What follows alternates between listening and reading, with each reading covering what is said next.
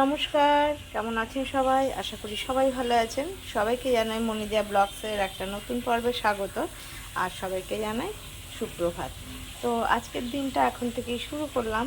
তো আজকেরও যথারীতি টিফিন হচ্ছে এই যে ব্রেড বাটার, আর এই যে এখানে প্রেশার কুকারে আমি ডিমটা সেদ্ধ বসিয়েছি। তো এটাই আজকের টিফিন। তো এখনও রেডি করতে পারিনি। দুধ চা সব খাওয়া হয়ে গেছে। দিয়াকে দুধ দিয়ে দিয়েছি, বাবাই চা খেয়েছে দুধ চা, আমি আর কর্তা লেবু চা খেয়েছি। তো এরপরে এই টিফিনটা করে নেবো মানে বাটার দিয়ে একটু করে সেঁকে চিনি দিয়ে দেবো, আর ডিমটা সেদ্ধ হয়ে গেলে দেবো। এটাই আজকের টিফিন। তো সারাদিন সাথে থাকুন। আর যারা এখনও চ্যানেলটা সাবস্ক্রাইব করেননি, সাবস্ক্রাইব করে দিয়ে পাশে হয়ে বন্ধু হয়ে থাকবেন। আর লাইক করবেন, শেয়ার করে দেবেন, আর কমেন্টে জানাবেন যে ভিডিওগুলো কেমন লাগছে। যদি ভালো লাগে তাহলে একটা লাইক করবেন। তো যাই আগে এগুলোকে হাফ হাফ করে কেটে সেঁকে নিই।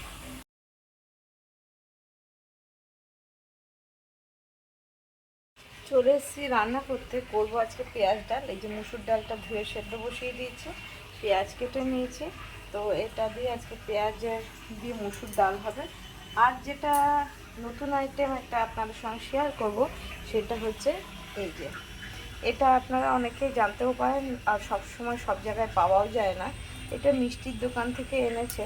এটা হচ্ছে ছানা ভাজা, মানে এটা তরকারি খাওয়ার জন্য। এটা মিষ্টি নয়, এটা শুধু ছানাটা ভাজা আছে। মিষ্টির দোকান থেকে কিনে এনেছে। এটা দিয়ে এই যে আলু পটল দিয়ে এই ছানা ভাজা দিয়ে তরকারি করব।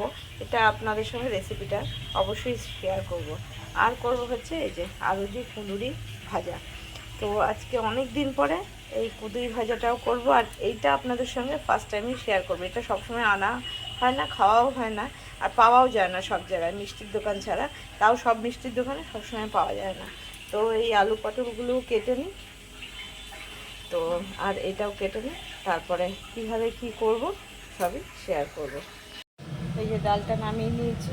কালকে দেখুন পাঁপড়ের তরকারিটা যেটা করেছিলাম এইটুকু বেঁচে গেছে। কড়াই আবার গরম হয়ে গেছে, দিয়ে দেবো হচ্ছে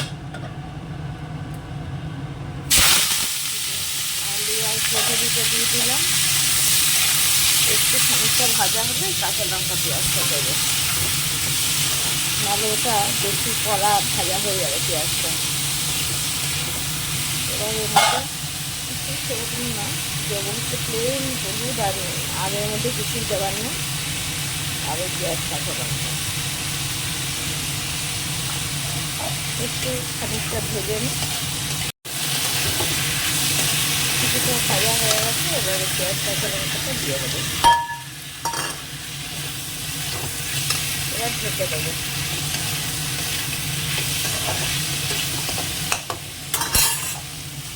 খুব সুন্দর করে এটা বেশ সুন্দর ভাজা হয়ে গেছে। এবার দিয়ে দেবো অল্প একটুখানি চিনি, তাহলে টেস্টটা ভালো হবে। দিয়ে এবার একটু সময় রেখে নামিয়ে দেবো। হয়ে গেছে কুঁদরির তরকারিটা, নামিয়ে নিয়েছি ভাজাটা। ডাল তো আগেই নামিয়ে নিয়েছিলাম। এই যে পটল কটা কেটে নিয়েছি, আলু একটু সেদ্ধ করে ছুলে নিয়েছি, আর এই যে টমেটো কাঁচা লঙ্কা, আর এই যে পনির নয়, এটা ছানা ভাজা। তো পটলটা আগে একটু আলু পটলটা ভেজে নেবো, আগে পটলটাই ভেজে নেব।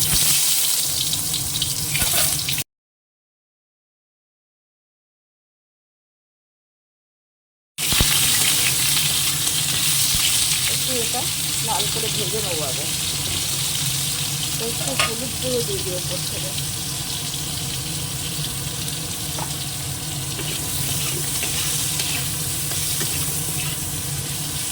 পটলটা এই যে লাল করে ভেজে তুলে নিচ্ছি। এবার আলুটা দিয়ে দিচ্ছি। আলুটাকে একটু ভেজে নেবো, তবে কি ভালো টেস্টটা হবে।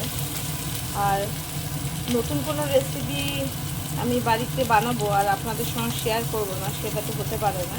তো তার জন্য এটা শেয়ার করলাম। এটা আরও একটা কারণে শেয়ার করলাম। তার কারণ হচ্ছে এই যে ছানার তরকারি বা পনির অনেক সময় খেতে ভালো লাগে না, খেতে খেতে মানুষের সত্যি পনিরের মধ্যে কিছু ঢোকে না, তো ভালোও লাগে না।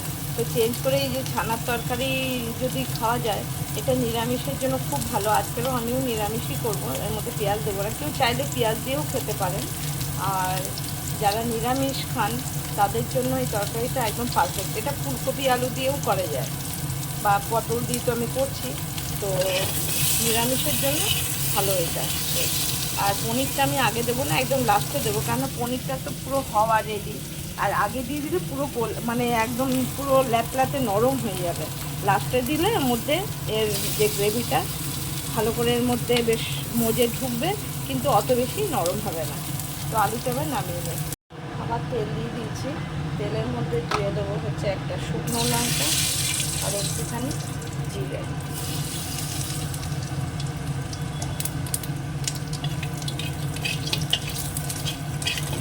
আপনাদের ওখানে ওয়েদার সবার কেমন? আমাদের এখানে ওয়েদার খুবই ভালো, মানে বেশ ঠান্ডা ঠান্ডা। দেখুন আমার জানলাটাকে খুলে রেখেছি, তো বেশ ঠান্ডা ঠান্ডা হাওয়া আসছে। এবার এর মধ্যে এই টমেটো আর কাঁচা লঙ্কাটা দিয়ে দেবো। এটাকে একটু নরম করে নিই টমেটোটাকে। তার মধ্যে যে দইটা একটু পেস্ট করে রেখেছি এটাকে দেবো। আর এর মধ্যে একটুখানি বলতে ভুলে গেছি, দেখুন এর মধ্যে একটুখানি আদাও দিয়ে নিয়েছি, তাহলে আদাটাও পুড়বে না, একসঙ্গে মিক্স করে নিয়েছি। এটা একটু হয়ে যাবে আগে। টমেটোটা খানিকটা ভাজা হয়ে গেছে। এবার এর মধ্যে দিয়ে দেবো হচ্ছে ধনে জিরে রেখে গুঁড়ো, দিয়ে দেবো হলুদ গুঁড়ো, কাঁচা লঙ্কা দিয়েছি, বেশি ঝাল এই তরকারিটা হবে না, অল্প একটুখানি লঙ্কার গুঁড়ো। আর দিয়ে দেবো একটুখানি নুন, অল্প সামান্য নুন। এবার এর মধ্যে এই যে যেটা পেস্টটা করে রেখেছি ওটা দিয়ে দেবো, আদা আর দই আছে। এবার মশলাটাকে একটু ভালো করে কষিয়ে নেব। এই যে মশলাটা ভালো করে কষিয়ে নিয়েছি, এবার এর মধ্যে দিয়ে দেবো আলু পটলটা। পনিরটা তো আগেই বললাম এখনই দেবো না, পরে দেবো।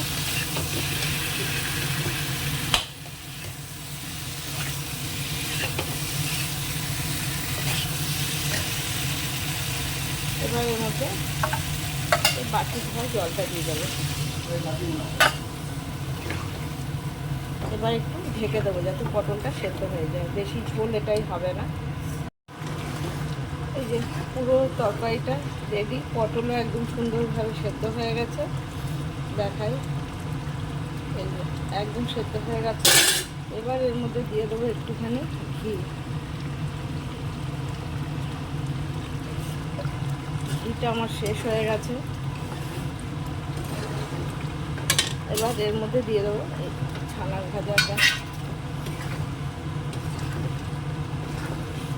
একটু রেখে ফুটিয়ে নিয়ে নামিয়ে নেবো।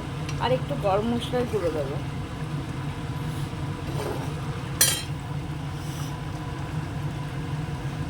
এতটুকু গরম মশলার গুঁড়ো, এটা তো আমার হাতে করা গরম মশলার গুঁড়ো, জানেন সবাই। আমি কেনা গরম মশলা ব্যবহার করি না, কেনাই খুব বাজে লাগে আমার, কেন গন্ধটা প্রপার লাগে না। সব মশলার আলাদা আলাদা গন্ধ পাওয়া যায় না, আর এটাতে পুরো পাওয়া যায়। তো যাই হোক একটু ঢেকে দিই, নামিয়ে নেব। এটা বন্ধ করে দিয়েছি, হয়ে গেছে। তো বলুন কেমন লাগলো। তো দেখুন শেয়ার তো করলাম, এটা নিরামিষ পুরো তরকারি, দেখতেও ভালো হয়েছে, খেতেও কিন্তু খুব সুন্দর, একটা গন্ধও বেরিয়েছে। তো এবার এটা নামিয়ে দেয়। এখন নামিয়ে নিয়েছি, এটা দেখতে কেমন হয়েছে দেখুন, সত্যিকারে ভালো হয়েছে কিনা বলুন তো।